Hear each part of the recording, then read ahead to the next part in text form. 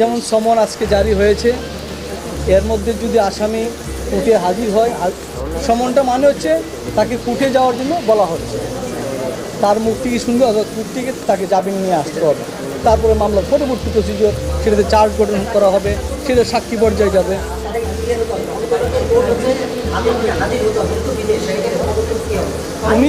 উনি বিদেশ না দেশ সেটা আমরা জানি না।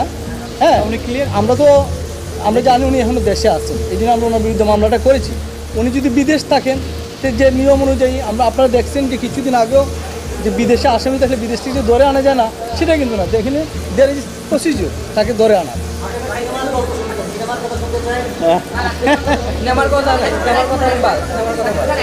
আমরা সময় নেওয়ার সেকেন্ড ভাই, সময় নেওয়ার